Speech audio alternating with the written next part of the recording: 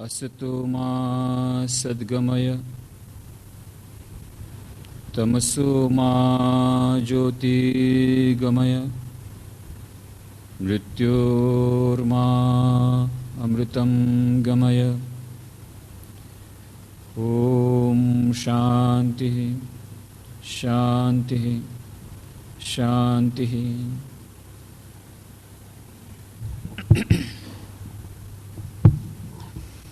એકાગ્રતા અને ધ્યાન એ વિષય પર આપણે 149 ચર્ચાઓ કરી છે અને આપણે જોયું છે કે જીવનના દરેક ક્ષેત્રમાં સફળતા મેળવવા માટે આ એકાગ્રતાનું કેટલું મહત્વ છે। એકાગ્રતા અને ધ્યાન એ બંને વચ્ચેનો પરસ્પર સંબંધ શું છે, બંને વચ્ચેનું સૂક્ષ્મ અંતર અને કેવી રીતે એકબીજાના પરિપૂરક પણ છે, અને આ બંને જીવનના દરેક ક્ષેત્રમાં કેવી રીતે મહત્વના બની રહ્યા છે। કેવળ આપણા દૈનિક જીવનમાં સુખ શાંતિ અને સ્વાસ્થ્ય માટે જ નહીં, મેડિકલ ક્ષેત્રમાં રિસર્ચ ચાલી રહી છે કે કેવી રીતે બ્લડ પ્રેશર ઓછું થાય, હાઇપરટેન્શન ઓછું થાય મેડિટેશન દ્વારા। ક્વોન્ટમ હિલિંગ નામનું પુસ્તક ડૉક્ટર દીપક ચોપરા દ્વારા લિખિત, અને એવા ઘણા પુસ્તકો અમે લખ્યા છે, બીજા ઘણા બધા ડૉક્ટર્સ લખી રહ્યા છે, આધુનિક મનોવૈજ્ઞાનિકો વિભિન્ન શોધખોળ રિસર્ચ કરી રહ્યા છે। શરીર અને મન વચ્ચેનો સંબંધ અને એટલા જ માટે સ્ટ્રેસ મેનેજમેન્ટ, એમાં પણ આ ધ્યાનનો ઘણો મોટો ઉપયોગ થઈ રહ્યો છે। મેનેજમેન્ટના ક્ષેત્રમાં પણ મેનેજમેન્ટ ઓફ માઇન્ડ, મનનું મેનેજમેન્ટ એ મહત્ત્વનું બની રહ્યું છે। અને શૈક્ષણિક ક્ષેત્રમાં પણ ઘણી બધી યુનિવર્સિટીઝમાં, વિદેશમાં, વિશેષ કરીને હોલેન્ડ, નેધરલેન્ડ્સ, લંડન, અમેરિકામાં હાર્વર્ડ યુનિવર્સિટી અને બીજી થોડીક યુનિવર્સિટીઝમાં આ એકાગ્રતા અને ધ્યાનને એક કમ્પલસરી સબ્જેક્ટ રૂપે પણ દાખલ કરી દીધો છે। અને આવી રીતે આ વિષયની મહત્તાને સ્વીકારીને આપણે આ ચર્ચા દર શનિવારે કરીએ છીએ, એના વિભિન્ન પાસાઓને લેવાનો પ્રયત્ન કરીએ છીએ। અને આપણે જોયું હતું કે મનની એકાગ્રતા, એના માટે નાનકડો ફોર્મ્યુલા આપ્યો હતો, C is directly proportional to P, where C is equal to concentration of mind and P is equal to purity of mind। મન જેટલું શુદ્ધ થશે એટલું આપણું મન એકાગ્ર બનશે, અને આપણા જીવનમાં આ મનની શુદ્ધિકરણની જે પ્રક્રિયા છે, ચિત્ત શુદ્ધિની જે પ્રક્રિયા છે, એ લાંબી પ્રક્રિયા છે, 1-2 દિવસની વાત નથી। ધૈર્યપૂર્વક નિયમિત રીતે આપણે અભ્યાસ કરવો પડશે। અભ્યાસ વૈરાગ્યાભ્યામ તન નિરોધા, મનના નિરોધ માટે અભ્યાસ અને વૈરાગ્ય 2 ઉપાયો પતંજલિ સૂચવે છે, જે ઉપાયો શ્રી કૃષ્ણ ભગવાને શ્રીમદ ભગવદ્ ગીતામાં પણ કહ્યા છે, તે જ ઉપાયો। અને આ અભ્યાસ અને વૈરાગ્ય આ બંનેને જીવનમાં લાવવા માટે આપણે લાંબી પ્રક્રિયામાંથી પસાર થવા માટે, ધૈર્યપૂર્વક પસાર થવા માટે તૈયાર રહેવું પડશે। એટલા માટે કારણ કે આપણા ચેતન મનને જે આપણે જોઈ રહ્યા છીએ એ તો ફક્ત આઈસબર્ગની એક ઉપરની જ એક ટપકા સમાન છે, અને એ 9મો ભાગ જે મનનો છે એ તો સબકોન્શિયસ માઇન્ડ અથવા અનકોન્શિયસ માઇન્ડ, એ અચેતન મન છે।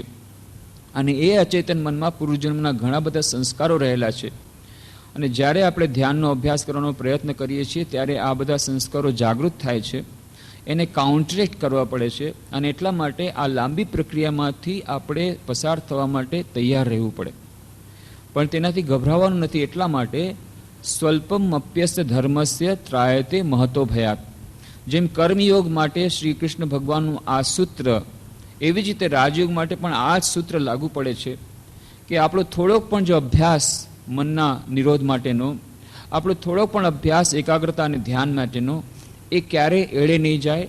કર્મના સિદ્ધાંત પ્રમાણે એનું ફળ આપણને અવશ્ય મળશે, આજે નહીં તો કાલે મળશે, પણ થોડું થોડું ફળ તો અવશ્ય મળવાનું શરૂ થઈ જશે। ઘણા લોકો છે મનમાં દુઃખ, જ્યારે જીવનમાં દુઃખ અને વિપત્તિ આવે છે, દુઃખ અને વિપત્તિથી વિચલિત થઈ જાય છે, પણ જે લોકો એકાગ્રતા ધ્યાનનો અભ્યાસ કરે છે એ લોકો વિચલિત થતા નથી, પ્રભાવિત થાય છે, રડે પણ છે, પણ એ લોકો પોતાનું સંતુલન ગુમાવતા નથી. આ જ અંતર છે. અને જો આ અંતર ન આવવું કોઈના જીવનમાં, છેવટે આધ્યાત્મિક જીવનમાં એકાગ્રતા ધ્યાનનો અભ્યાસ કર્યો હોય કે ભક્તિયોગ, કર્મયોગ, જ્ઞાનયોગ, રાજયોગ, ગમે તે યોગનો અભ્યાસ કર્યો હોય, સાધના કરી હોય, તો સાધના કરીને પછી મળ્યું શું? તો સ્વામી વીરેશ્વરાનંદજી મહારાજ કહે છે કે છેવટે આ આધ્યાત્મિક સાધના છે શું? આધ્યાત્મિક સાધનાનો અર્થ છે એક એવી સ્થિતિમાં પહોંચવું કે જ્યારે બહારની પરિસ્થિતિઓ તમને ડગાવી ન શકે, તમને વિચલિત ન કરી શકે. કેટલા પ્રમાણમાં તમે ફૂલ પ્રૂફ થયા છો? થોડુંક તો થશે જ. આપણે સ્થિતપ્રજ્ઞ તો નહીં થઈ શકીએ. સ્થિતપ્રજ્ઞ તો એક લાંબો રસ્તો છે, પણ સ્થિતપ્રજ્ઞતાના થોડાક પણ અંશો જો નહીં આવ્યા હોય, જો બહારની એક સાંસારિક વ્યક્તિ જે સંસારના ભોગોમાં લિપ્ત છે, જેને એકાગ્રતા ધ્યાન સાથે કોઈ નિસ્બત નથી, રાજયોગ, ભક્તિયોગ, જ્ઞાનયોગ, કર્મયોગ સાથે કોઈ નિસ્બત નથી, સત્સંગના નામથી જ જે દૂર ભાગે છે, એવી વ્યક્તિ જે દિવસ રાત સંસારમાં રત છે, ઓનલી વર્લ્ડલી પરસ્યુટ્સ, એ અને જે વ્યક્તિ એકાગ્રતા ધ્યાનના અભ્યાસ માટે થોડો થોડો પ્રયત્ન કરી રહ્યા છે, એ બંને વચ્ચેનું અંતર શું છે? એ અંતર એટલું જ છે કે જ્યારે જીવનમાં અસફળતા આવે, નિષ્ફળતા આવે, સમસ્યા આવે, ત્યારે એ સમસ્યાઓનો સામનો કેવી રીતે કરે છે. જો આ બંને વ્યક્તિઓ વચ્ચે થોડુંક પણ અંતર ન હોય અને બંને એક જ ભાષા બોલતા હોય, નિષ્ફળતાની, હતાશાની, નિરાશાની, તો પછી એમ સમજવું જોઈએ કે આપણે એકાગ્રતા ધ્યાનના અભ્યાસમાં જે આપણે પ્રક્રિયા અપનાવી છે એમાં ક્યાંક કોઈ ખામી રહી ગઈ છે. કારણ કે સમાધિ મળશે કે નહીં એની કોઈ ગેરંટી નથી, ક્યારે મળશે. ઈશ્વર પ્રાપ્તિ થશે કે નહીં, પરમપદની પ્રાપ્તિ ક્યારે થશે એની ગેરંટી નથી. પણ એક ગેરંટી જે દરેકે દરેક શાસ્ત્રમાં આપી છે કે થોડોક પણ આનો અભ્યાસ કરશો તો સૌથી વધારેમાં વધારે જે કોન્ક્રીટ લાભ જે મળશે, જે ઠોસ લાભ મળશે, એ છે કે જીવનની સમસ્યાઓથી ઝઝૂમવાની શક્તિ અંદરથી પ્રકટ થશે. આંતરિક શક્તિઓ થોડીક પ્રકટ થશે. અને આ આંતરિક શક્તિનો એકાદ અંશ જો પ્રકટ થઈ ગયો હોય અને થોડોક જ અંતર આવી ગયું હોય, તો સમજવાનું કે આપણે ખરેખર સાચા પથ પર છીએ અને ધીરે ધીરે આપણે અવશ્ય અંતિમ સત્યને પ્રાપ્ત કરશું. અને આ જ આપણા માટે ઘણા લોકો કહે છે, what are the parameters of judging one spiritual progress? ઘણી વાર પ્રશ્ન પૂછે છે કે આધ્યાત્મિક સાધના કરી, આટલા વર્ષોથી એકાગ્ર ધ્યાનનો અભ્યાસ કર્યો, પણ કાંઈ દેખાતું નથી. અંદર ધ્યાન કરી તો અંધારું જ અંધારું લાગે છે. લાગશે, હજી પ્રકાશ આવતા ઘણી વાર લાગશે. પણ તમે એટલું કહો કે જ્યારે આ અભ્યાસ શરૂ નહોતો કર્યો ત્યારે જે મનની સ્થિતિ હતી, ત્યારે તમારા મનમાં જે ઝઝૂમવાની સ્થિતિ હતી, એમાંથી આજે કોઈ અંતર છે કે નહીં? જો એ આવ્યું હોય તો ભલે અત્યારે કોઈ અનુભૂતિ ન થઈ હોય, એ અનુભૂતિ તો બહુ મોટી વાત છે અને નાની વાત પણ છે. આમ કહો તો બહુ મોટી વાત છે. અને કેટલાક લોકોને તો રસ્તામાં થાય છે કે જે રોજ રાતના કે કૃષ્ણ ભગવાન દર્શન કરે છે, બાંસરી વગાડે છે સ્વપ્નમાં. તો એ પ્રેસિડેન્ટ મહારાજ સ્વામી ભૂતેશાનંદ મહારાજ અહીંયા આવ્યા હતા, આધ્યાત્મિક એ પ્રશ્નોત્તરી થઈ હતી, ત્યારે કોઈ કંઈ કહ્યું કે ભાઈ આવી રીતે મને તો અત્યાર સુધી દર્શન કંઈ થતા નથી. તો કે દર્શન થાય કે ન થાય એ વધારે મહત્વની વાત નથી. તમે આધ્યાત્મિક સાધનામાં આગળ વધી રહ્યા છો, એની કસોટી એ છે કે તમે દૈનિક જીવનમાં તમારા મનમાં શુદ્ધતા આવી રહી છે કે નહીં, દૈનિક જીવનમાં તમારા આચરણમાં અંતર આવી રહ્યું છે, તમારું ચારિત્ર ઘડતર થઈ રહ્યું છે કે નહીં, તમારા વ્યક્તિત્વ વિકાસ થઈ રહ્યો છે કે નહીં, તમારે જીવનમાં ઝઝૂમવાની શક્તિ આવી રહી છે કે નહીં, આ વધારે મહત્વનું છે. અનુભૂતિની તો બધી વાત અલગ છે. અને આ જે તમે દર્શન વર્ષની વાત કરો છો, ત્યારે પ્રેસિડેન્ટ મહારાજ સ્વામી ભૂતેશાનંદ મહારાજ કહે છે કે હું ત્યારે ત્યાં હરિદ્વારમાં, ત્યાં ઋષિકેશમાં તપસ્યા કરતો હતો, ત્યારે બાજુની ઝૂંપડીમાં એક સાધુ હતા. એ દરરોજ મને આવીને કહે કે કાલે તો રાતના કૃષ્ણ ભગવાનના મને દર્શન થયા, આવી રીતે બંસરી વગાડતા હતા, આજે શિવજીના દર્શન થયા. અને બીજી દિવસે 2 રોટલી માટે એવો ઝઘડો કરે, એવી રાડ પાડે, તો કે હું સમજી ગયો કેવા દર્શન તમારા થયા છે. જે 2 રોટલી માટે ઝઘડો કરે, એના માટે લડાઈ ઝઘડો કરે, એવી જાતનો જો સ્વભાવ જો ન હોય અને એટલો બધો લોભ રહી ગયો હોય જીવનમાં, તો એ દર્શનની કોઈ કરતા કોઈ વેલ્યુ નથી, એનું કોઈ મૂલ્ય નથી. એ બધી મનની ભ્રમણા છે. કેટલાય લોકોને કેટલી પ્રકારની ભ્રમણા થતી હોય. કેટલાક લોકો તો આ હેલ્યુસિનેશન પ્રોન હોય થઈ જાય છે. હેલ્યુસિનેશન પ્રોન જેને કહેવાય છે, એ પણ એક જાતની સાયકેટ્રિક એક સમસ્યા હોય છે કે એને વિભિન્ન જાતના દૃશ્યો દેખાય, કોઈ સાપ દેખાય ને કોઈકને કાંઈ દેખાય. એવી જ રીતે કોઈકને બંસરીવાળા કૃષ્ણ દેખાતા હોય, બની શકે છે. તો એનું કોઈ મહત્વ નથી. ઠીક છે, એને સાપ દેખાય છે, એને બદલે તમને સાપવાળા શિવજી દેખાય છે તો બહુ સારું છે, એટલું તમે સારા છો, તમારા સારા સંસ્કાર છે. પણ એની સાથે આધ્યાત્મિક પ્રગતિની કોઈ કરતા કોઈ જાતની નિસ્બત નથી, જ્યાં સુધી આપણા જીવનમાં એનું પ્રતિફળ થયું નથી. એટલા માટે જીવનમાં આપણે કેટલા લક્ષ્ય સુધી આગળ વધી ગયા છે જીવનના વિકાસમાં, એ આધ્યાત્મિક વિકાસ એ ખાસ કરીને સ્થિતપ્રજ્ઞતાના જે લક્ષણો છે, સુખ દુઃખથી વિચલિત થયા વગર જે રહી શકે, પૂર્ણ તરે તો નહીં રહી શકીએ પણ વિચલિત નથી થતા, થોડાક એનાથી અફેક્ટ તો થશું જ, થોડીક તો અસર પડશે જ, પણ પૂર્ણ તો વિચલિત નથી થઈ જતા ને, તો આમ સમજવું જોઈએ કે આપણે ખરેખર આપણે આધ્યાત્મિક પ્રગતિ કરી રહ્યા છીએ, એકાગ્રતા ધ્યાનના અભ્યાસમાં આપણે આગળ વધી રહ્યા છીએ. એક દિવસે આપણે આપણા લક્ષ્યને અવશ્ય પ્રાપ્ત કરીશું. તો એ મનની શુદ્ધતા એ લાંબી પ્રક્રિયા છે, એટલા માટે વાત કરી હતી. અને જ્યારે વિભિન્ન પ્રકારના ધ્યાનોના કેટલા બધા પ્રકારો છે એની પણ ચર્ચા કરી, વિભિન્ન ધર્મો પ્રમાણે, વિભિન્ન સંપ્રદાયો પ્રમાણે. આજકાલ પણ નવા પાછા ઘણા બધા પંથો નીકળ્યા છે. એ બધા જ પંથો પ્રમાણે, ઝેન બુદ્ધિઝમ પ્રમાણે, વિપશ્યના પ્રમાણે, પશ્યના પ્રમાણે, બૌદ્ધ ધર્મ પ્રમાણે, હિન્દુ ધર્મના વિભિન્ન, વેદાંતના વિભિન્ન માર્ગો છે, વૈષ્ણવ ધર્મ પ્રમાણે કેટલા પ્રકારના રૂપ ધ્યાન, ગુણ ધ્યાન, આ બધા ધ્યાનના વિભિન્ન પ્રકારોની ચર્ચા કરી હતી. અને ઘણા લોકો કહે છે કે સ્વામીજી આપ ટેકનિકની વાત નથી કરતા.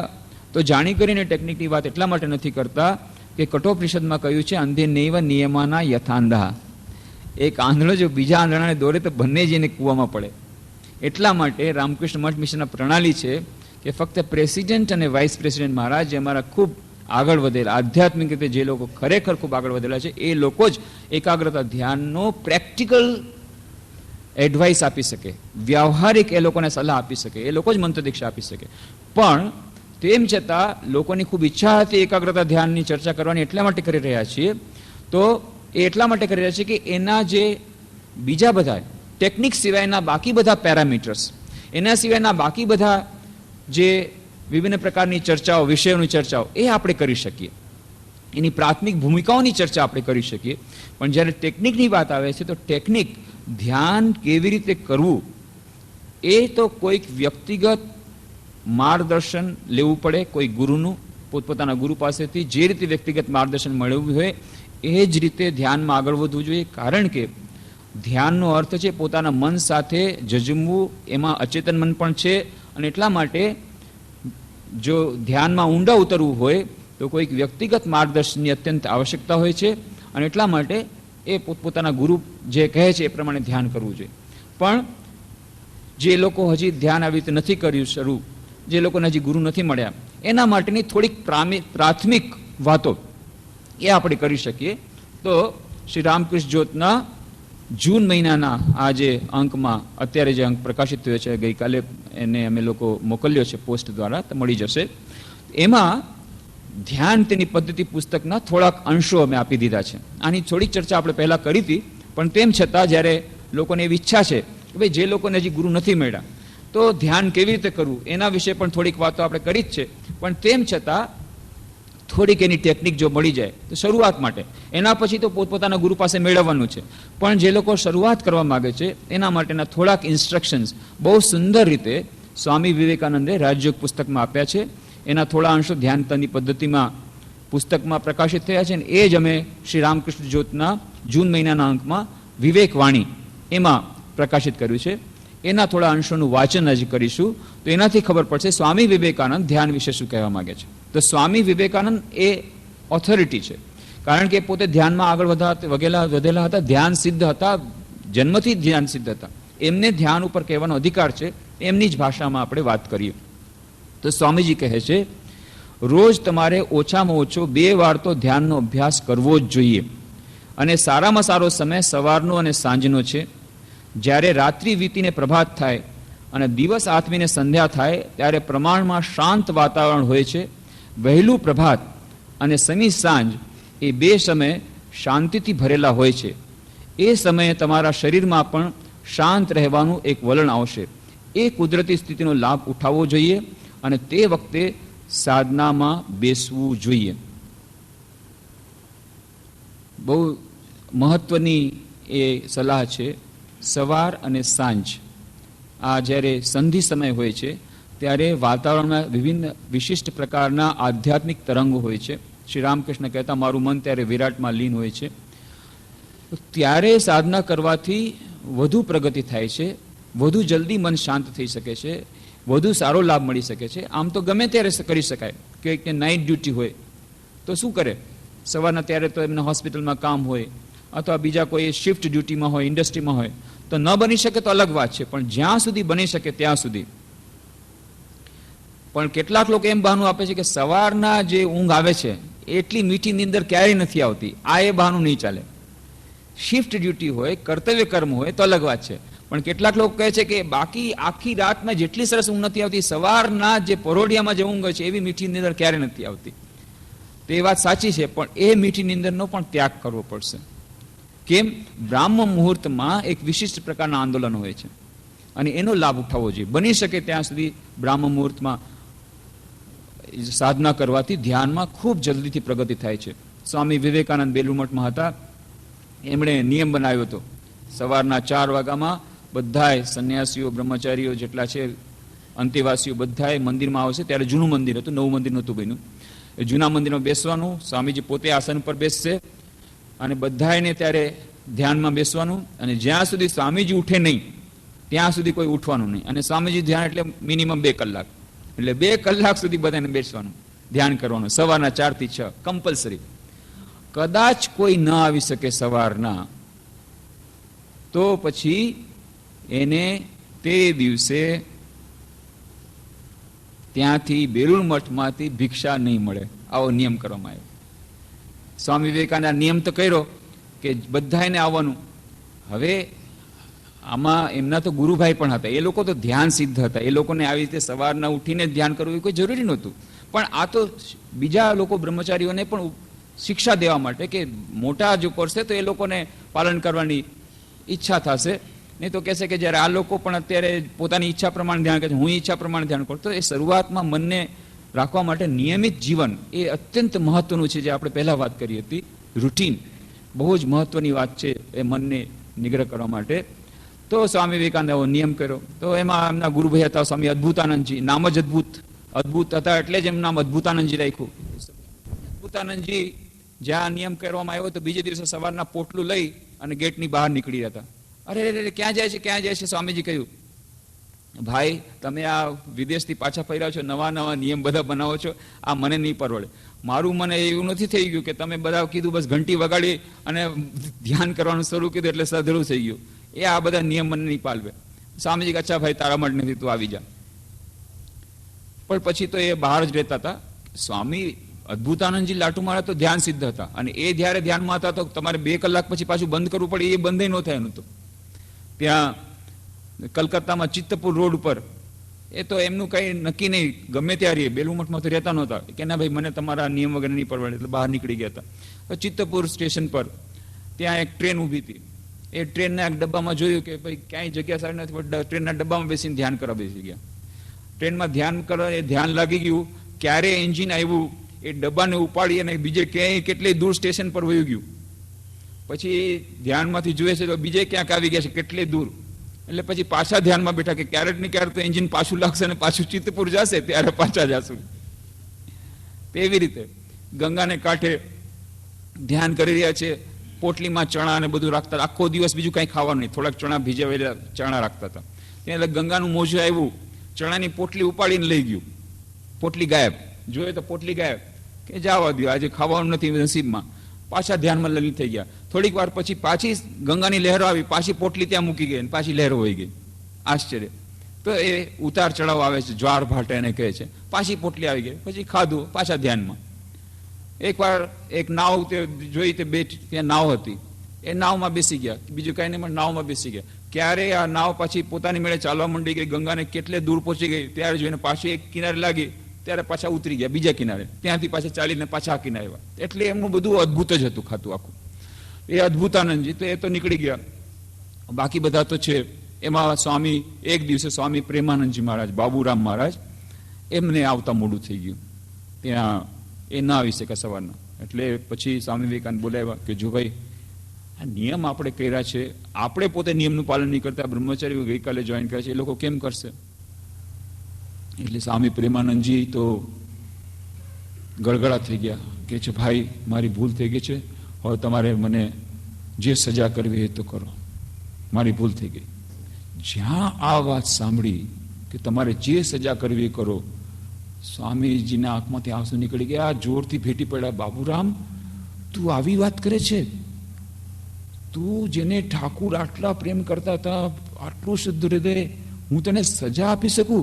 કોઈ દિવસ નહીં, કોઈ દિવસ નહીં, એમ કરીને રડવા માંડી ગયા. સ્વામી બ્રહ્માનંદજીમાં જોયું કે આ તો પરિસ્થિતિ એકદમ કાબુની બહાર જઈ રહી છે, એટલે એમણે છૂટા પડ્યા. સ્વામી બ્રહ્માનંદ કે જો ભાઈ, આમાં હવે સજા વગેરેની વાત નથી, આ તો નિયમ બધા માટે કર્યા છે, એ નિયમ પ્રમાણે ચાલુ પડે. નિયમ કરવામાં સવાર નથી તો ઠીક છે, નિયમ પ્રમાણે આજે તમને ભિક્ષા નહીં મળે, બસ એટલું જ, બહારની ભિક્ષા લઈ લેવાની. આમાં કોઈ સજા વગેરેની વાત નથી થતી. સજાનો શબ્દ તમે શું કરવા લાવો છો?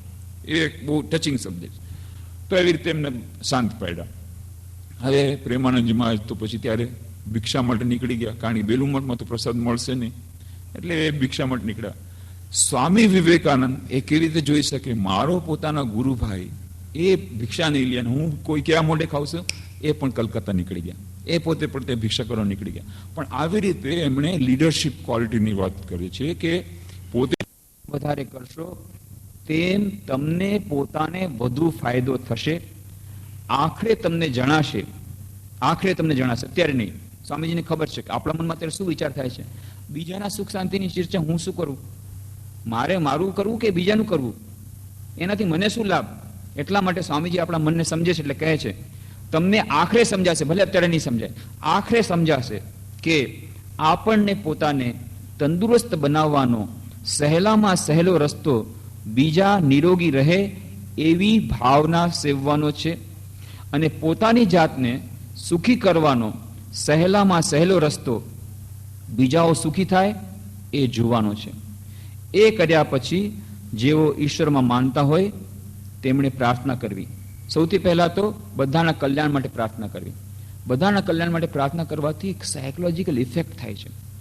કેટલાક પૂછે છે બધા માટે તો પ્રાર્થના કરવાની, પણ શું આપણને જેની સાથે નથી બનતું, અણબનાવ જેની સાથે, એના માટે પ્રાર્થના કરવી? હા, એના માટે પ્રાર્થના કરવી. જોકે કેટલાક કહે છે ભાઈ આમાં તો બહુ મુશ્કેલ પડશે, પણ મુશ્કેલ ભલે પડે પણ થોડાક અભ્યાસ કર્યા પછી ધીરે ધીરે શક્ય બનશે. અને એના માટે સ્વામીજી બહુ સુંદર વાત કરે છે.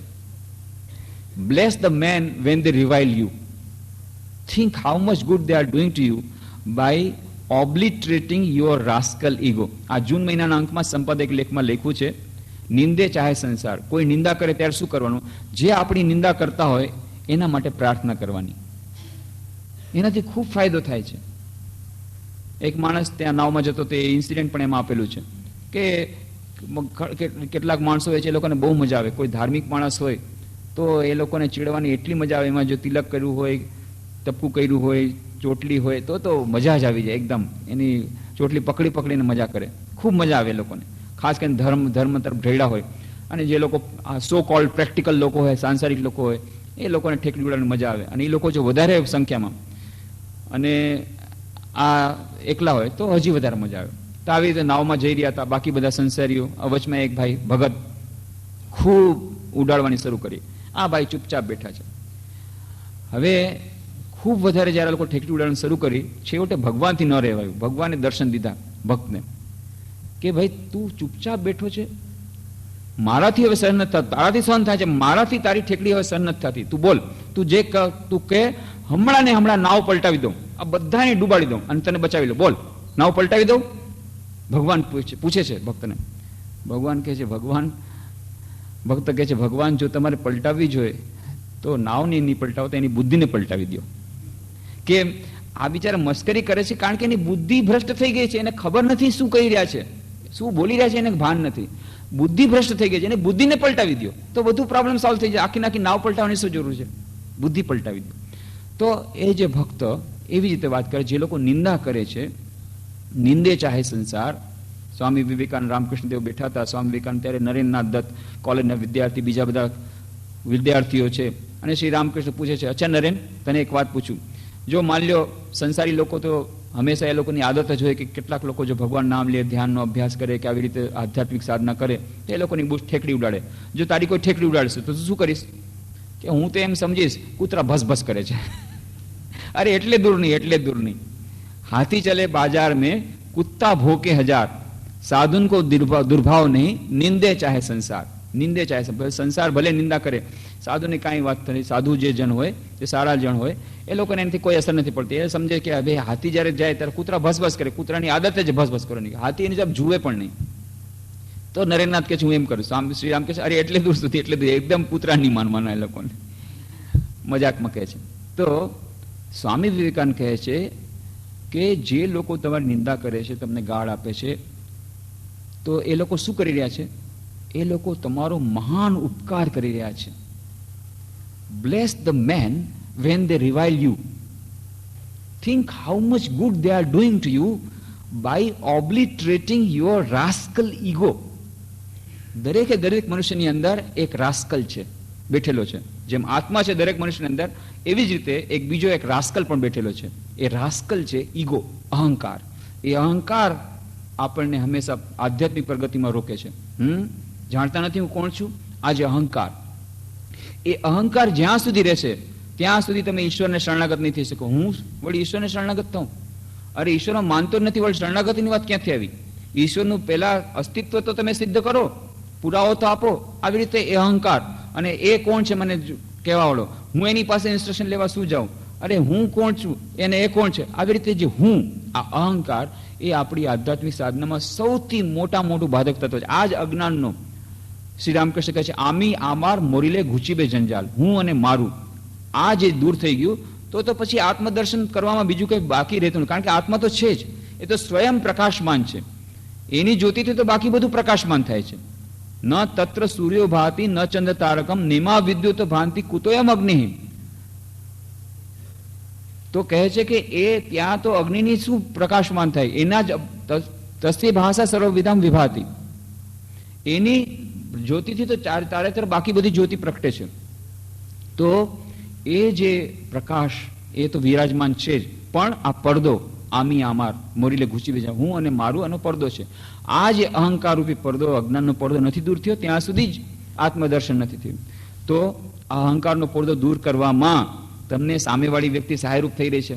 કારણ કે જ્યારે તમારી નિંદા કરે ત્યારે અહંકાર ઉપર ચોટ મારે છે, અહંકાર ઉપર આઘાત મારે છે. તો તમારે એના ઉપર તમે આભારી થવું જોઈએ કે તમારો ઉપકાર કરી રહ્યો છે. તો એના માટે તમે પ્રાર્થના કરો. સ્વામી વિવેકાનંદ કહે છે બધા માટે પ્રાર્થના કરો. અને એ પ્રાર્થનાનું કાઉન્ટર ઇફેક્ટ એટલું સુંદર થાય છે. એ વાત આપણે કરી હતી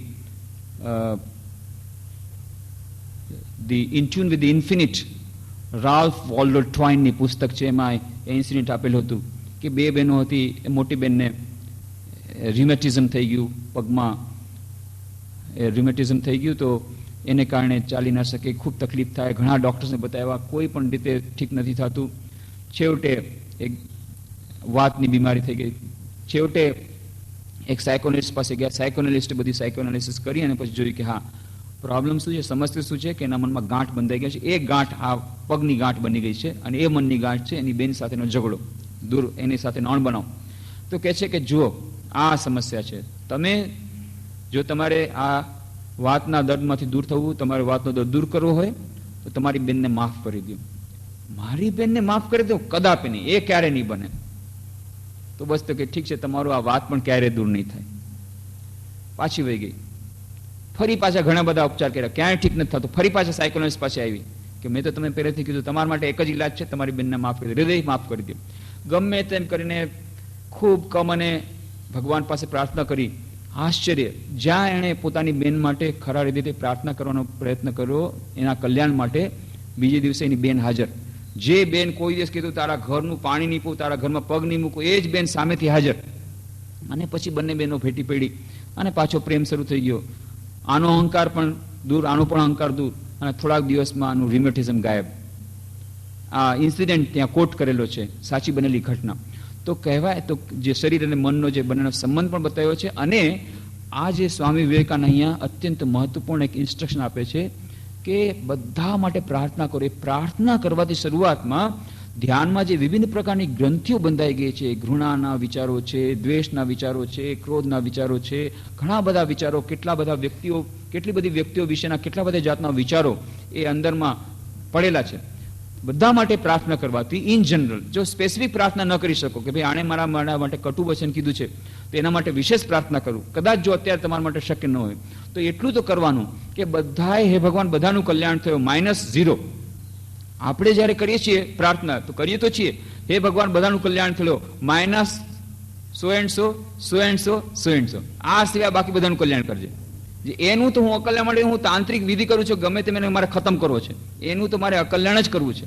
તો એના કલ્યાણ માટે હું પ્રાર્થના કેવી રીતે કરું? હું આટલું બધું મહેનત શું કરે છે કે એને મારી નાખવા માટે? અરે હું તો સાધના જ પણ એટલા માટે કરું ધ્યાન નહીં કે જેથી તાંત્રિક વિધિ કરીને એને મારી નાખું. અને તમે કોઈ શરૂઆતમાં જ એના માટે પ્રાર્થના કરું, બની જ નહીં શકે, અશક્ય. તો એવા લોકો માટે આ નથી. આ જે આપણે અત્યારે વાત કરીએ છીએ, જે લોકો કોઈકને મારી નાખવા માટે કે નેગેટિવ થિંકિંગ માટે કે નેગેટિવ ઉપચારો માટે કે વિવિધ પ્રકારના ચમત્કારો માટે, આવા બધા માટે જે એકાગ્રતા ધ્યાનનો અભ્યાસ કરી રહ્યા છે એની વાત આપણે નથી કરી રહ્યા. જે લોકો પરમપદની પ્રાપ્તિ માટે પ્રયત્નો કરી રહ્યા છે, પરમ શાંતિની પ્રાપ્ત કરવી છે, શાશ્વત સુખ શાશ્વત શાંતિની પ્રાપ્તિ કરવી છે, દૈનિક જીવનમાં સુખ શાંતિની સાથે સાથે એ પરમપદને પ્રાપ્ત કરવું છે અને એના માટે થઈને ધ્યાન અભ્યાસ કરવા માટે પ્રયત્ન કરી રહ્યા છે, એમના માટે આ ઇન્સ્ટ્રક્શન છે કે શરૂઆતમાં બધા માટે પ્રાર્થના કરો. અને દરેકે દરેકમાં મનુષ્યમાં તો એ જ રહેલા છે. ઈશ્વર સર્વભૂતાનામ હૃદ્દેશ અર્જુન તિષ્ઠતિ ભ્રામ્યાન સર્વભૂતાની યંત્રારૂઢાની માયા. દરેકે દરેક મનુષ્યની અંદર એ આત્મા રહેલો છે. ઈશ્વર સર્વભૂતાનામ હૃદ્દેશ અર્જુન તિષ્ઠતિ સાથે સાથે ઈશાવાસ્યમિદમ સર્વમ યત્કિંચ જગતામ જગત, ઈશાવાસોપનિષદ વાત છે.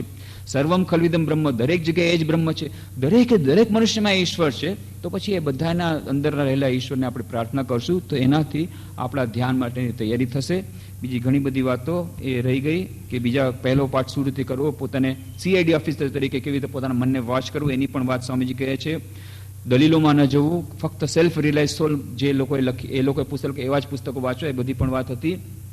અને આપણે જે વાત કરી હતી કે આસક્તિ જ્યાં સુધી હશે ત્યાં સુધી આપણે આસક્તિરૂપી લંગર જ્યાં સુધી દૂર નહીં કરીએ ત્યાં સુધી આપણી એકાગ્રતારૂપી નાવ એક ઇંચ પણ નહીં આગળ વધે.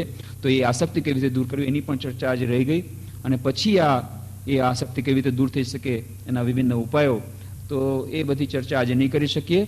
તો આપણે જે વાત કરી હતી, દરેક જગ્યાએ જો કુછ હૈ સો તું હી હૈ, દરેક જગ્યાએ ઈશ્વર છે, એ માટેનું જે ભજન જે સ્વામી વિવેકાનંદ ખાસ કરીને ગાતા, શ્રી રામકૃષ્ણ સંભળાવતા, આટલો ઉચ્ચ ભાવ જેમાં રહેલો છે, એ ભજન પર ધ્યાન કરી અને આપણે આજની ચર્ચા સમાપ્ત કરીશું. આવતા શનિવારે આ જે ચર્ચા આજે રહી ગઈ એને આગળ તપાવીશું.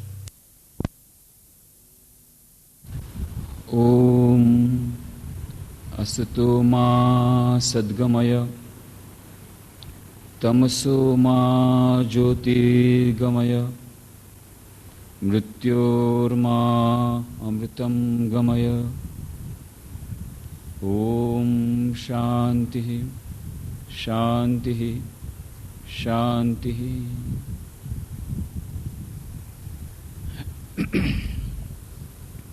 એકાગ્રતા અને ધ્યાન એ વિષય પર આપણે 150 ચર્ચાઓ કરી છે. અને તેમાં આપણે જોયું છે કે જીવનના વિભિન્ન ક્ષેત્રોમાં સફળતા મેળવવા માટે આ મનની એકાગ્રતા કેટલી મહત્વની છે. દૈનિક જીવનમાં શાંતિ પ્રાપ્ત કરવા માટે તેમજ પરમપદની પ્રાપ્તિ માટે ધ્યાનનું કેટલું મહત્વ છે. એકાગ્રતા અને ધ્યાન કેવી રીતે આજે વિભિન્ન ક્ષેત્રોમાં મહત્વના બની રહ્યા છે. શૈક્ષણિક ક્ષેત્રોમાં પણ વિભિન્ન શૈક્ષણિક સંસ્થાઓમાં દેશમાં અને વિદેશમાં એકાગ્રતા અને ધ્યાન એ કમ્પલસરી સબ્જેક્ટ પણ બની રહ્યો છે. વિભિન્ન મેનેજમેન્ટના ક્ષેત્રમાં સંકળાયેલ ઘણી સંસ્થાઓમાં, ઘણી કંપનીઓમાં ધ્યાન એ એમનો એક વિષય હોય છે જેનાથી તેઓ પોતાના દિવસની શરૂઆત કરે છે. સ્ટ્રેસ મેનેજમેન્ટ એક મહત્વનો વિષય, એમાં પણ ધ્યાનનું મહત્વ એ લોકોને સમજાઈ રહ્યું છે.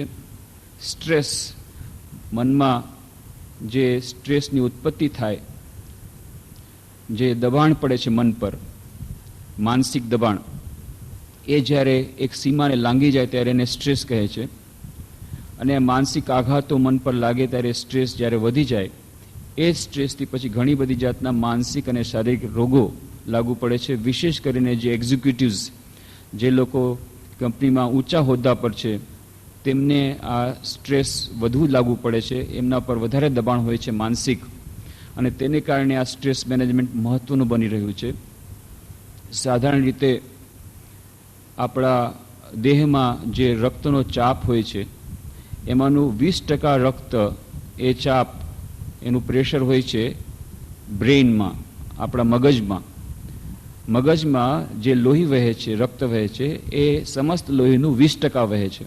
પણ જ્યારે આ બ્રેઇનમાં, આ મગજમાં સ્ટ્રેસ પડે છે, કોઈ પણ જાતનું માનસિક દબાણ પડે છે, ત્યારે એના માટે રક્તની આવશ્યકતા વધી જાય છે. હવે આ રક્ત લાવવું ક્યાંથી? તો ત્યારે એના પાસે 3 સોર્सेस હોય છે. બ્રેઇનને તો બચાવવું પડે એટલા માટે રક્ત લઈ જ લે છે, પોતે ગમે ત્યાંથી લઈ લે છે.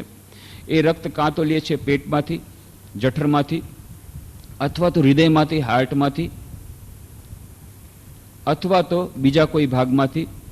તો જ્યારે હૃદયમાંથી વધારેમાં વધારે રક્ત દરરોજ ખેંચે છે મગજ સ્ટ્રેસને કારણે, ત્યારે હૃદયમાં આ પ્રેશર ઓછું થાય છે અને પછી હાર્ટ અટેક અથવા તો બ્લડ પ્રેશરની બીમારી આવે છે, હૃદય રોગ લાગુ પડે છે, અથવા તો રક્તચાપ વધી જાય છે, અથવા તો જો જઠરમાંથી એ રક્ત ખેંચાતું હોય તો પછી જઠરથી સંબંધિત રોગો, પેપ્ટિક અલ્સર અથવા બીજી જાતના રોગો લાગુ પડે છે. તો આ સ્ટ્રેસ મેનેજમેન્ટ, ત્યાંથી એ લોકો જોયું કે જ્યારે આ સ્ટ્રેસ વધુ પડે છે ત્યારે આ વિભિન્ન પ્રકારના માનસિક રોગો પહેલાં દેખા દે છે, અને એને કારણે શરીર પર એની અસર પડે છે, કારણ કે એ રક્ત ત્યાંથી જાય છે. અને મોટા ભાગના શારીરિક રોગો આજકાલ હવે સાયકોસોમેટિક ડિઝીઝીસ તરીકે ઓળખાય છે. એટલે કે જે રોગો શરીર સાથે નહીં પણ મન સાથે સંકળાયેલા છે એવી જાતના રોગો. અને એટલા જ માટે એ મેડિકલ સાયન્સમાં પણ હવે હોલિસ્ટિક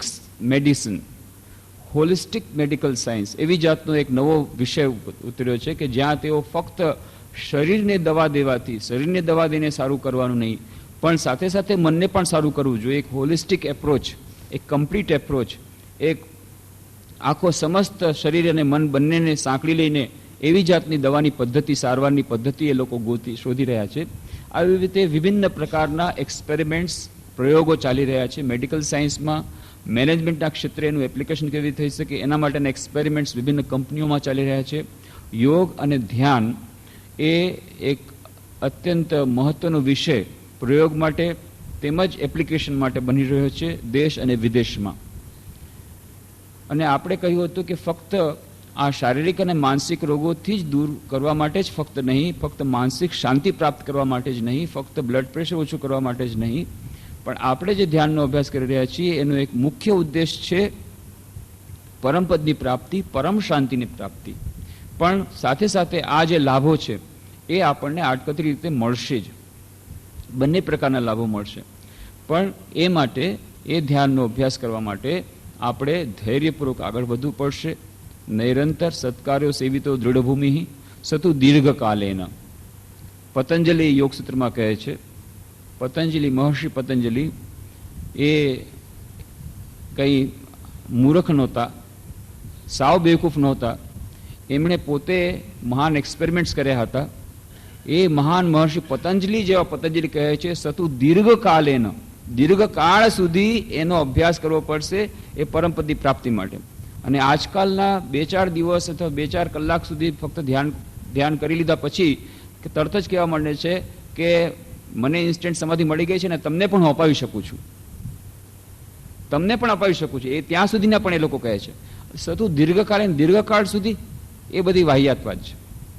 તો સ્વામી વિવેકાનંદ પણ અન્ય જગ્યાએ કહે છે આપણે દીર્ઘકાળ સુધી અભ્યાસ કરવા માટે તત્પર રહેવું પડશે.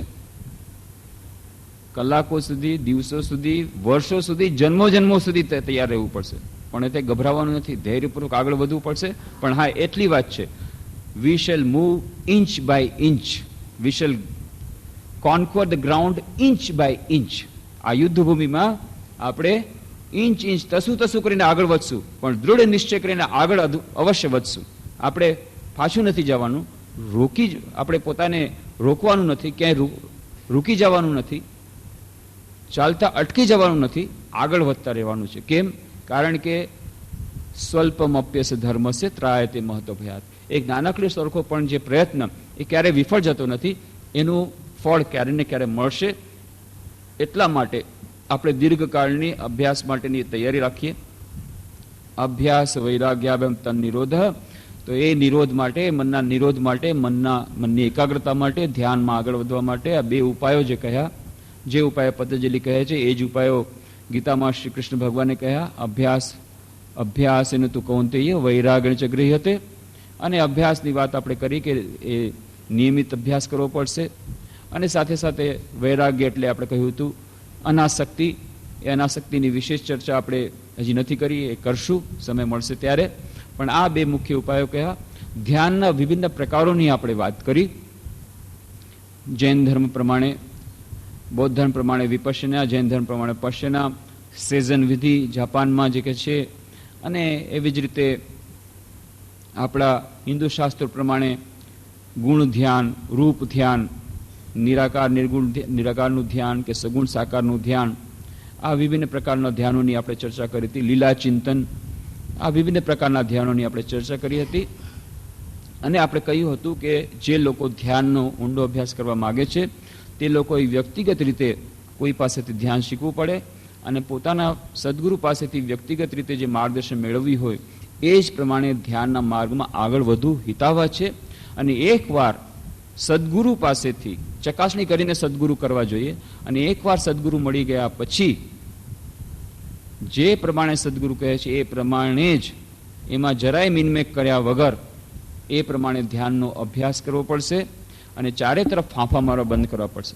જ્યાં સુધી સદગુરુ નથી મળ્યા ત્યાં સુધી પણ એવી પુસ્તકોમાંથી આપણે થોડીક બાતમી, થોડીક માહિતી, થોડું માર્ગદર્શન મેળવી શકીએ. અને એટલા જ આપણે કહ્યું હતું કે સ્વામી વિવેકાનંદ જેઓ જન્મથી જ ધ્યાન સિદ્ધ હતા, એમનું પુસ્તક ધ્યાન તેની પદ્ધતિ, એના થોડાક અંશો આપણે વાંચવાનું શરૂ કર્યું હતું. કે જે લોકો શરૂઆત કરવા માગે છે, હજી શરૂઆત કરી નથી, હજી એમને સદગુરુ મળ્યા નથી, તો એના માટેથી એને થોડાક ઇન્સ્ટ્રક્શન્સ જે કહે છે કે ઠીક છે હજી સદગુરુ મળશે ત્યારે તો એમની પાસેથી ધ્યાનનો અભ્યાસ શીખી લેશું, ઊંડા ઉતરશું. પણ ત્યાં સુધી એક શરૂઆત કરવા માટે થઈને આપણે કહ્યું હતું કે સ્વામી વિવેકાનંદ ધ્યાન તેની પદ્ધતિમાં જે થોડા ઇન્સ્ટ્રક્શન આપ્યા છે એ આપણે વાંચવાનો પ્રારંભ કર્યો હતો. એમાં કહે છે સ્વામી વિવેકાનંદે પ્રથમ તો જણાવ્યું કે ધ્યાન માટેનો સમય છે, સર્વશ્રેષ્ઠ સમય છે સવારનો, પરોઢિયાનો, બ્રાહ્મ મુહૂર્તનો અને સાંજનો. અને આમ સવાર સાંજ ઓછામાં ઓછો બે વાર તો આ નિયમિત ધ્યાનનો અભ્યાસ કરવો જોઈએ. અને સાથે સાથે એમણે કહ્યું હતું કે આ નિયમિતતા અત્યંત મહત્વની છે. અને બાળકોની વાત એમણે કહી હતી, ત્યાં ભારતમાં બાળકોને ખાવાનું દેવામાં નથી આવતું, કે જ્યાં સુધી ધ્યાનનો અભ્યાસ નથી થયો ત્યાં સુધી કંઈ ખાવા નહીં મળે. તો ભૂખને કારણે જ તે લોકો આફેડા એ ધ્યાનમાં લાગી જાય છે. પછી એમણે કહ્યું કે આવી રીતે ધ્યાનમાં બેઠા પછી સૌથી પહેલાં શું કરવું. ઉઠી તો ગયા બ્રાહ્મ મુહૂર્તમાં ગમે તેમ કરીને, અને હાથ મોઢું ધોઈ અને શુદ્ધ વસ્ત્રો પહેરી. અને સ્વામી વિવેકાનંદ અન્ય જગ્યાએ પણ રાજયોગમાં કહ્યું છે કે એક અલગ ઓરડો રાખો, જો બની શકે તો ધ્યાન માટે એક અલગ ઓરડો રાખો. પવિત્ર વાતાવરણ, ધ્યાનને પવિત્ર અને શાંત વાતાવરણ એ ધ્યાન કરવામાં અત્યંત સહાયરૂપ નીવડે છે. કાં જો તમારે ઘરે ન હોય એવો ઓરડો તો કોઈક એવી જગ્યાએ ધ્યાન કરો, કોઈ મંદિરમાં પવિત્ર વાતાવરણ હોય ત્યાં તમે જઈ શકો. અથવા તો ઘરમાં એક અલગ ઓરડો ન કરી શકો તો એક ખૂણામાં એવી જાતનો એક ખૂણો બનાવો કે જ્યાં એક ખૂણાનું પાર્ટીશન કરીને કે ત્યાં આવી રીતનું એક વાતાવરણ ઉત્પન્ન થાય ધીરે ધીરે. તો આવી રીતે એક સારી જગ્યા પર ધ્યાન કરવાનો પ્રારંભ કર્યો. તો શરૂઆતમાં શું કરવું. બેઠા તો શરૂઆતમાં તો કહે છે ટટ્ટાર થઈને બેસવાનું, એટલા માટે કે આપણે બાકી બધું તમારે જે આસનમાં બેસવું હોય, પદ્માસનમાં બેસો, સુખાસનમાં બેસો, ખુરશી પર બેસીને પણ બેસી શકો છો, કંઈ વાંધો નહીં. પણ મુખ્ય વાત છે કે ટટાર બેસવું પડે. આપણી કરોડરજ્જુ એ સીધી હોવી જોઈએ. કેમ? એટલા માટે કે આ જે નાડીઓ છે, ઈડા, પિંગલા અને સુષુમ્ના, 3 પ્રકારની નાડીઓ છે એમ કહે છે યોગસૂત્રની ભાષામાં. તો જે સુષુમ્ના નાડી છે મૂલાધારથી સહસ્રાર સુધી જાય છે. અને વિભિન્ન જે ચક્રો આવેલા છે, યોગીઓએ કલ્પેલા ચક્રો, મૂલાધાર, સ્વાધિષ્ઠાન અને પછી એ બીજા બધા ચક્રોમાં થઈને છેવટે સહસ્રારમાં પહોંચે છે ત્યારે સમાધિ અવસ્થા પ્રાપ્ત થાય છે. તો એ જે મૂલાધારથી થઈને સહસ્રારમાં જે જાય સુષુમ્ના પથમાંથી જે કુંડલીની શક્તિ પ્રવાહિત થાય એ કરોડરજ્જુમાંથી થઈને જાય છે. અને એટલા માટે કરોડરજ્જુ સીધી હોવી જોઈએ. આ એક જ નિયમ છે. હવે એવી રીતે બેસી પણ ગયા. હવે શું કરવાનું? તો કહે છે સ્વામીજી કે સૌથી પહેલા પ્રાર્થના કરો. મનમાં બોલે જાઓ, બધા માનવી સુખી થાઓ, બધા માનવી શાંતિ પામો, બધા માનવીઓનું કલ્યાણ થાઓ. એ પ્રમાણે પૂર્વ, પશ્ચિમ, ઉત્તર અને દક્ષિણ એમ ચારે દિશાઓમાં એ ભાવના પ્રવાહ મોકલો. એ ભાવના તમે જેમ વધારે કરશો તેમ તમને પોતાને વધુ ફાયદો થશે. આખરે તમને જણાશે કે આપણને પોતાને તંદુરસ્ત બનાવવાનો સહેલામાં સહેલો રસ્તો બીજા નિરોગી રહે એવી ભાવના સેવવાનો છે, અને પોતાની જાતને સુખી કરવાનો સહેલામાં સહેલો રસ્તો બીજાઓ સુખી થાય એ જોવાનો છે. આશ્ચર્ય! બીજાઓ સુખી થવાથી હું સુખી થઈશ? અત્યાર સુધી આપણે એમ સમજતા હતા કે બીજાઓને દુઃખી કરીને જ આપણે સુખી થઈ શકીએ. અહીંયા નવો ઇક્વેશન આપ્યું કે બીજાઓ જ્યારે સુખી થશે તો જ આપણે સુખી થઈ શકશું. અન્ય જગ્યાએ સ્વામીજી કહે છે, unselfishness is more paying, only people do not have the patience to practise it. નિસ્વાર્થતા એ વધુ રિટર્ન આપે છે, એ વધુ ફાયદો આપે છે, પણ લોકોને આ નિસ્વાર્થતા નો અભ્યાસ પોતાના જીવનમાં કરવાનું ધૈર્ય નથી હોતું. ઓન ધ લોંગ રન, મોટે ગાળે, લાંબે ગાળે નિસ્વાર્થતા એ જ સૌથી વધુ ફાયદેકારક હોય છે. પણ સ્વામીજી પાછા પૂછે છે, એમને ખબર છે કે તરત જ સામે પ્રશ્ન પૂછશે કે અમે તો જે જોઈએ છે એમાં ઊંધું જ છે. ચારે તરફ સંસારમાં જોઈએ છે કે જે લોકો જેટલા વધુ સ્વાર્થી હોય છે એ લોકોને વધુ સારો ફાયદો થાય છે, જે લોકો નિસ્વાર્થી હોય છે એના ઉપર વધુ અત્યાચાર કરવામાં આવે છે. સ્વામીજી કહે છે, yes, I know. Christ was crucified. Jesus Christ, એમણે નિસ્વાર્થ પ્રાર્થના બધા માટે કરી. ફળ શું મળ્યું? ફાંસી અને માછડે એમને લટકાવી દેવામાં આવ્યા. જુઓ શું ફળ મળ્યું? એપારેન્ટલી દુઃખ મળ્યું. પણ આજે 2000 વર્ષો પછી પણ જીસસ ક્રાઇસ્ટની પૂજા ઘરે ઘરે કરવામાં આવે છે. આ જે સેક્રિફાઈસ કર્યો, આ જે બલિદાન આપ્યું, એ એડે નથી જતું. એનો ફાયદો લાંબે ગાળે થાય છે. તો પોતપોતાના જીવનમાં આ એક્સપેરિમેન્ટ કરવા જેવું છે કે નિસ્વાર્થતા. અને બીજી વાત કે હું બીજા માટે શું કરવા પ્રાર્થના કરું, બીજા માટે શું કરવા પ્રાર્થના કરું. સ્વામીજી કહે છે એ લાંબે ગાળે સમજાશે કે પોતાને સુખી કરવાનો સરળમાં સરળ રસ્તો બીજા સુખી થાય એ જોવાનો છે. પોતાને સુખી કરવા માટે મારે તો બસ મારું જ સુખ જોઈએ છે, મને મારો જ આનંદ જોઈએ છે, મને મારા મનની શાંતિ જોઈએ છે. બાકી દુનિયા જાય ભાડમાં, દુનિયા ભાડમાં જાય, દુનિયા ભલે આગમાં જાય, દુનિયા ચૂલામાં જાય, મારે એનાથી કાંઈ નિસ્બત નહીં. મારે મારી શાંતિ જોઈએ છે. તો સ્વામીજી કહે તમને તમારી શાંતિ જોઈતી હોય એના માટે પણ પછી લાંબે ગાળે સમજાશે કે જ્યાં સુધી એક માત્ર રસ્તો છે શાંતિ મેળવવાનો, બીજાના માટે શાંતિ માટે પ્રયાસ કરવાનો. એ કલકત્તામાં સ્વામી વિવેકાનંદ જ્યારે પાછા આવ્યા અમેરિકાથી, ત્યારે એક યુવક એમની પાસે આવ્યો. સ્વામીજી, મનમાં શાંતિ મળતી નથી, ઘણા પ્રયત્નો કર્યા, કેટલી બધી જાતની યોગ ક્રિયાઓ કરી, કેટલી બધી જાતના ધ્યાન મેં કર્યા, કેટલાય ગુરુઓ પાસે ગયો, બધા અલગ અલગ જાતના ધ્યાન શીખવાડ્યા, બધી પ્રકારની પ્રક્રિયાઓ કરી છે, પણ શાંતિ મળતી નથી. પછી સ્વામીજીએ બહુ મીઠાશથી કહ્યું, અચ્છા વત્સ, એ તો કહે કે અત્યારે તું કઈ ધ્યાનની પ્રક્રિયા કરે છે? ત્યારે એ યુવકે કહ્યું કે અત્યારે તો મને અત્યારે જે મારા લેટેસ્ટ ગુરુ છે એમણે જે શીખવાડ્યું છે એ પ્રમાણે કરું છું. શું કરે છે કે હું મારા ઓરડામાં બારી બારણા બંધ કરીને બેસી જાઉં છું, આંખ બંધ કરી દઉં છું, અને પછી પોતાના મનમાંથી બધા વિચારોને ખાલી કરવાનો પ્રયત્ન કરું છું. પોતાના મનને બધા જ વિચારોથી ખાલી કરવાનો પ્રયત્ન કરું છું, શૂન્યાવકાશ સર્જવાનો પ્રયત્ન કરું છું. આવી રીતે ઘણા સમયથી હું આ પ્રયત્ન કરું છું, પણ મને હજી મનની શાંતિ મળતી નથી. ત્યારે સ્વામીજી હસતા હસતા કહ્યું, વત્સ, જો મારું કહ્યું માન, તારે શાંતિ જોઈતી હોય તો સૌથી પહેલા તો આ તારા રૂમના બારી બારણા ખોલ, તારી આંખ ખોલ, અને બાજુમાં જો પાડોશમાં કોણ માણસ ભૂખ્યો છે એને રોટલી આપ, કોણ માણસ રોગી છે એને દવા આપ, એની સેવા કર. જોઈશ જ્યારે બીજાની સેવા કરવાનો પ્રયત્ન કરીશ ત્યારે ધીરે ધીરે તારા મનની ચિત્ત શુદ્ધિ થઈ રહી છે, તારું મન શુદ્ધ થઈ રહ્યું છે, અને જ્યારે મન શુદ્ધ થશે ત્યારે બેસતાની સાથે તારું મન ધ્યાનમાં લાગી જશે.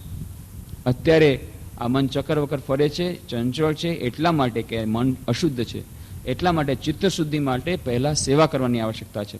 અને આ ચિત્તશુદ્ધિ સેવા અથવા તો બીજાના માટે પ્રાર્થના કરીએ છીએ ત્યારે એનો એક બહુ સુંદર કાઉન્ટર ઇફેક્ટ થાય છે. જ્યારે આપણે બીજાઓ માટે પ્રાર્થના કરીએ, વિશેષ કરીને જે આપણને આપણી નિંદા કરતા હોય, જેના પ્રત્યે આપણને અણગમો હોય, એના માટે પ્રાર્થના કરવાથી, કેમ અમસ્તા પણ પ્રાર્થના કરવાથી ચિત્તશુદ્ધિ થાય છે. પણ ચિત્તશુદ્ધિનો અર્થ શું છે? ચિત્તશુદ્ધિનો અર્થ છે આપણા મનની અંદર ઘણી બધી ગાંઠો છે, ઈર્ષ્યા, કામ, ક્રોધ, લોભ, મોહ, દ્વેષ, આ બધું. તો જ્યારે આપણને જે વ્યક્તિ પ્રત્યે દ્વેષ છે એ વ્યક્તિ પ્રત્યે આપણે જ્યારે પ્રાર્થના કરીએ છીએ કે હે ભગવાન એનું પણ કલ્યાણ કરો, ત્યારે દ્વેષ બુદ્ધિ તો ત્યારે જ ચાલી ગઈ. અને એ દ્વેષ બુદ્ધિ ચાલી જવાથી આ સાયકોલોજીકલ ઇફેક્ટ પડે છે કે મનની ચિત્તશુદ્ધિ થઈ ગઈ અને તરત જ મન શાંત થઈ જાય છે. અને આ શાંત મન દ્વારા ધ્યાન તરત જ થાય છે. તો પોતાના મનની શાંતિ માટે આમાં શું અલ્ટિમેટ રિઝલ્ટ શું આવ્યું? મને એમ લાગ્યું કે હું બીજાને શાંતિ માટે પ્રાર્થના કરી રહ્યો છું, જે વ્યક્તિ મારા પ્રત્યે દુર્ભાવ સેવે છે એના માટે પ્રાર્થના કરી રહ્યો છું, પણ થઈ ગયું ઊંધું. એની શાંતિ માટે પ્રાર્થના કરી, શાંતિ મળી મને. કેમ? મારા મનમાં અત્યાર સુધી અશાંતિ એટલા માટે હતી કે એ જે અણગમો હતો, એ દ્વેષ બુદ્ધિ હતી, જેને કારણે ચિત્ત અશાંત હતું, જેને કારણે ધ્યાન નહોતું થતું. આ ધ્યાન થવાથી, મન શુદ્ધ થવાથી ધ્યાન થયું અને એના કારણે મનની શાંતિ મળી બીજાની માટે પ્રાર્થના કરવાથી. તો સ્વામીજી કહે છે એ જૂનના અંકમાં એ સંપાદકે લેખમાં આ વાત કરી છે, વિસ્તારથી સમજાવી છે કે ભાઈ કોઈ નિંદા કરે આપણી તો એના બીજા ઘણા બધા ઉપાયો છે. ત્યારે શું કરવું જોઈએ? હાથી ચલે બાજાર મેં કુત્તા ભોકે હજાર, સાધુ કો દુર્ભાવ નહીં, નિંદે ચાહે સંસાર.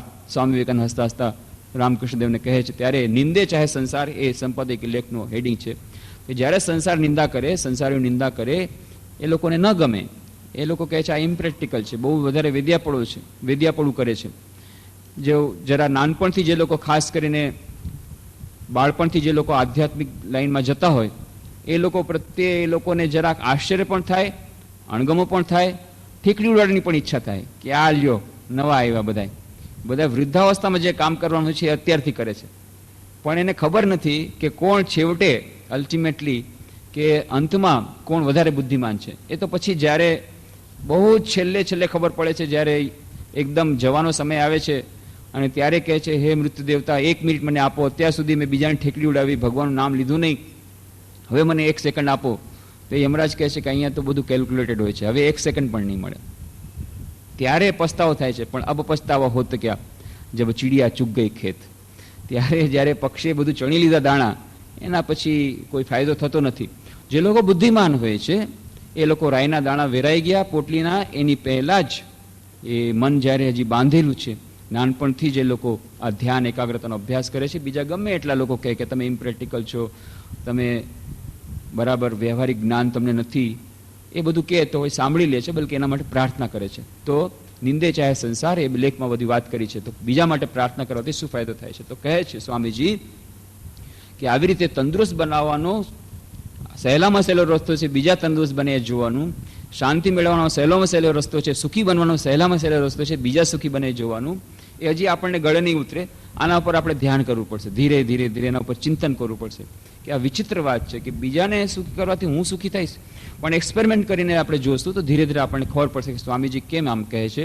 તો શરૂઆતમાં બધા માટે પ્રાર્થના કરવાની, સર્વે ભવંતુ સુખીના સર્વે સંતુ નિરામયા, એ તો વિશ્વ પ્રસિદ્ધ પ્રાર્થના છે. સ્વામીજી આ પ્રાર્થના એ જ પ્રકારની પ્રાર્થના કહે છે. તો સૌથી પહેલા પ્રાર્થના. આ પ્રાર્થના કરવાથી શું થયું કે આ માનસિક તૈયારી થઈ ગઈ. ધ્યાન કરવા બેસીએ છીએ ત્યારે વિભિન્ન પ્રકારના જે વિચારો આવે છે, એમાં ત્યારે આપણે જોઈએ છીએ એમાં દ્વેષ બુદ્ધિના જે વિચારો આવે, અથવા કોઈ આપણને કંઈક કીધા, કડવા કીધા હોય, તરત જ આપણને ધ્યાનમાં આવે, ઓ આણે આમ કીધું હતું. તો આ બધા જે વિચારો આવે છે, આ બધા વિચારોનું શિલ્ડિંગ થઈ ગયું. કેમ? મેં તો બધા માટે પ્રાર્થના કરી છે. જ્યારે બધા માટે પ્રાર્થના કરી ત્યારે પેલો માણસ જેણે ગઈકાલે કડવા વચન કીધા હતા, એનાથી એને સંતોષ નહોતો થયો, એ આજે તમારા ધ્યાન વખતે પણ તમારા મનમાં ફરી પાછું કડવા વેચણ માટે કરવા માટે આવ્યો છે. એ જ કડવા લઈને આવ્યો છે. એ રિપીટેશન થાય છે. આપણે એને મદદ કરી રહ્યા છીએ. એણે તો એક જ વાર કીધું હતું, એણે એક જ વાર એક કટુ વચન કીધું હતું. આપણે આખી રાત એની રેકોર્ડ મનમાં ચલાવી અને એને એની ઇફેક્ટ છે એ મેગ્નિફાય કરી દીધી. 150 ટાઈમ્સ, 200 ટાઈમ્સ, 2000 ટાઈમ્સ મેગ્નિફાઈ થઈ ગઈ. અને પછી ધ્યાન કરતી વખતે જ્યારે મન ખૂબ એકાગ્ર હોય ત્યારે ફરી પાછું રેકોર્ડ વગાડવા માટે આવે છે એ માણસ. પણ જ્યારે આપણે એ માણસ માટે પણ પ્રાર્થના કરી, હે પ્રભુ બધાનું કલ્યાણ થાઓ, એમાં એ પણ આવી ગયો, તો એ રામ રામ કરીને ચાલ્યો જાય છે. એ વિચાર રામ રામ કરીને ચાલ્યો જાય કે ભાઈ પ્રાર્થના કરી મારા માટે, મારા કલ્યાણ પ્રાર્થના કરે છે, હું આનું શું કરવા કલ્યાણ કરું. તો આ એક બહુ જ સાયકોલોજીકલ ફેક્ટ છે, મનોવૈજ્ઞાનિક આની પાછળનું રહસ્ય છે કે શરૂઆતમાં આવી રીતે પ્રાર્થના કરવાથી મનમાં એક પ્રકારનો શાંતિનો, પ્રશાંતિનો ભાવ આવે છે અને મન ધ્યાન કરવા માટે પ્રસ્તુત થઈ જાય છે. આ પછી સ્વામીજી કહે છે, અને ત્યાં સુધી સ્વામીજી કહે છે કે કદાચ તમે આવી રીતે પ્રાર્થના કરો, બીજી અન્ય જગ્યાએ કહે છે કદાચ એવું બની શકે તમે અહીંયા પ્રાર્થના કરતા હો ભારત વર્ષમાં, અમેરિકામાં, ન્યુયોર્કમાં કોઈ બેઠેલા વ્યક્તિ જેના માટે તમે પ્રાર્થના કરી રહ્યા છો એને કદાચ આધ્યાત્મિક કોઈ અનુભવ થઈ જાય, એને કારણે તમારે આવી પ્રાર્થનાના કારણે એને કદાચ ધાર્મિક એની પ્રગતિ થઈ જાય, આધ્યાત્મિક પ્રગતિ થઈ જાય, એવું બની શકે કે તમારી અહીંયા બેઠેલી પ્રાર્થના ત્યાં સુધી પહોંચે અને એનાથી એને આધ્યાત્મિક લાભ થાય. આવું સ્વામીજી કહે છે જોવામાં આવ્યું છે. તો આવી રીતે પ્રાર્થનાનું બહુ મહત્વ છે, ખાસ કરીને બીજા માટે કરેલી પ્રાર્થના. આ એક અદ્ભુત સત્ય પ્રાર્થનાના જગતનું કે પોતા માટે પ્રાર્થના કરો તો સાંભળવામાં આવશે કે નહીં, ક્યારે સાંભળવામાં આવશે, બહુ પેચીદો પ્રશ્ન છે. એના માટે આપણે રામકૃષ્ણ જ્યોતમાં લેખો લખ્યા હતા કે આપણી પ્રાર્થનાનો પ્રતિસાદ ક્યારે સાંપડે. કેટલાક લોકોને તો એ જ પ્રશ્ન છે કે સાંપડે કે નહીં પ્રાર્થનાનો પ્રતિસાદ. અચ્છા, સાંપડે તો ક્યારે સાંપડે, કઈ પરિસ્થિતિમાં સાંપડે, આ બધી જાતના પ્રશ્નો છે. આ બધી જાતના પ્રશ્નો ઉપસ્થિત હોય જ છે. પણ આપણે જ્યારે પોતે પ્રાર્થના કરીએ છીએ ત્યારે આપણો પ્રાર્થનાનો પ્રતિસાદ ક્યારે સાંપડશે, કેવી રીતે સાંપડશે, એ બધી પેચીદી વાત છે. પણ એ પ્રાર્થના જેટલી વધુ પવિત્ર હૃદયથી કરેલી હોય છે, નિસ્વાર્થ હૃદયથી કરેલી હોય છે, એટલી એ પ્રાર્થના જલ્દી સંભળાય છે. એ એક સાયકોલોજીકલ ફેક્ટ છે. સ્વામી શ્રી રામકૃષ્ણને પૂછવામાં આવ્યું કે ભાઈ આ પ્રાર્થના તો સાંભળતા નથી, આટલા દિવસથી પ્રાર્થના કરું છું. તો કે છે શ્રી રામકૃષ્ણ ત્યારના 100 વર્ષ પહેલા તમે વિચાર કરો તો પણ કેટલા, અને ભણેલા ગળે નહીં તો પણ વિજ્ઞાનની ભાષામાં વાત કરે છે. અરે ભાઈ, ટેલિગ્રાફનો તાર તૂટેલો હોય તો તમારો સંદેશો પહોંચે કેવી રીતે? પેલા તારને રિપેર કરો, તારને રિપેર કરો. બહુ સુંદર. ત્યારે વાયરલેસ નહોતું થયું એટલે ત્યારે તાર દ્વારા સંદેશો જતો હતો. એ તાર તૂટેલો છે, તમારો સંદેશો પહોંચશે કેવી રીતે? એનો અર્થ છે કે મન જો અશુદ્ધ હોય, જે ચિત્તમાં અશુદ્ધિ હોય, એ ચિત્ત શુદ્ધ જ્યાં સુધી ન થાય ત્યાં સુધી એ પ્રાર્થના પરમાત્મા સાથે થતી નથી, પરમાત્મા આત્માનો મેળ થતો નથી. કેટલાક લોકો કહે છે જો અમે તો પ્રાર્થના કરી પણ ભગવાને સાંભળીને તો એ શું થયું? પણ તમને એ પ્રાર્થના એમણે સાંભળી હતી? તમને ખાતરી છે એણે રિસ્પોન્સ આપ્યો? તો તમે તો પોતાનો મેસેજ આપી દીધો અને ફોન મૂકી દીધો, પણ સામેવાળાએ હેલો કીધું અને કહ્યું કે હા મેં સંદેશો લઈ લીધો. તમે સંદેશો દઈને ફોન રાખવાથી તો નહીં ચાલે.